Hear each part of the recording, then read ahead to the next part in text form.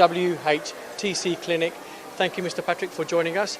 Can you just give a quick introduction about yourself and how long you've been in the hair industry for our viewers?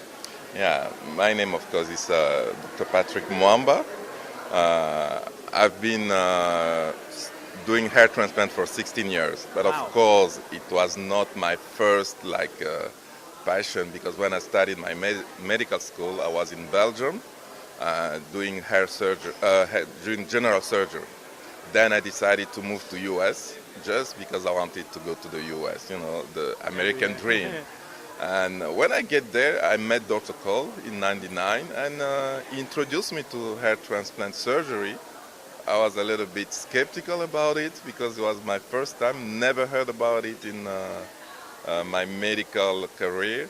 But then I just found out it was a tremendous field, because all the research, all the new things that was occurring at that time, strip, microscope using or not.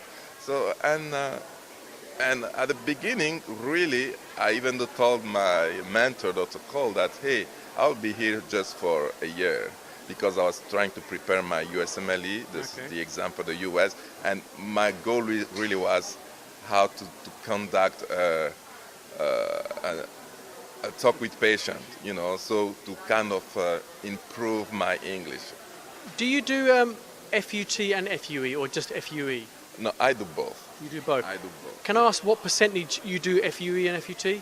I will say 85% FUE now and 15% on strip. Just because most of the patients, when they come to me, it's because they know that I'm good in FUE and they demand that.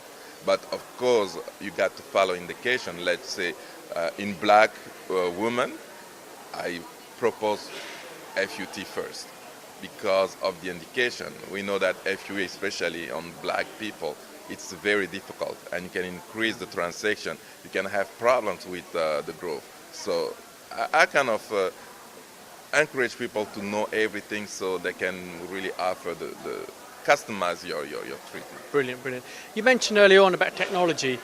Do you believe, or do you think the technology has changed? Have we come far from technology, or do you think the technology that's coming now is too slow? Is the field developing too slow, or is it the equipment that we've got now, is it appropriate, or you think it can be better? I think the technology, it still has to improve, but more than the technology, I think it's the user of the technology that has to improve their knowledge, because what we realize today, it's a lot of beginners who are really focused on the technology without knowing the basics. And where do you think technology will be in 10 years' time? I will be fantastic, because I think everybody will be like more thinker than doer.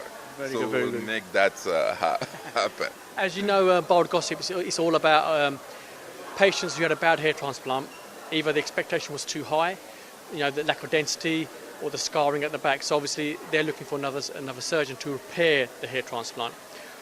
What advice would you give them when they're looking for another surgeon to repair the hair transplant? What advice would you give them, bearing in mind the first one was a failure, second time they're more nervous now and thinking, oh, is this the right surgeon again? So you obviously bear that in mind.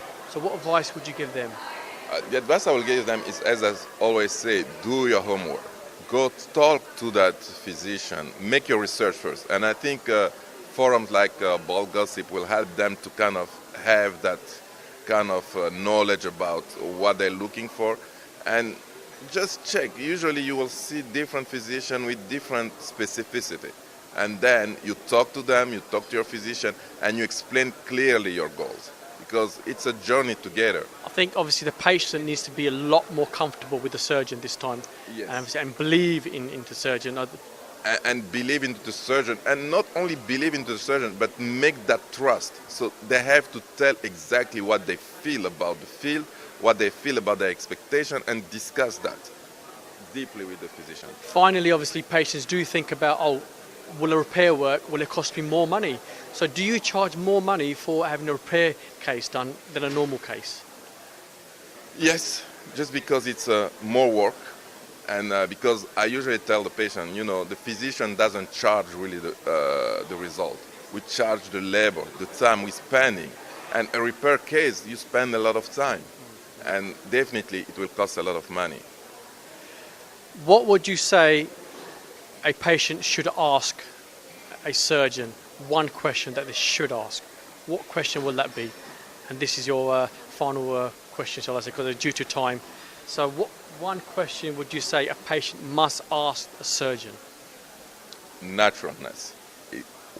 Will I look natural after the surgery? Brilliant. Thank you very much, Mr. Patrick. Thank you for your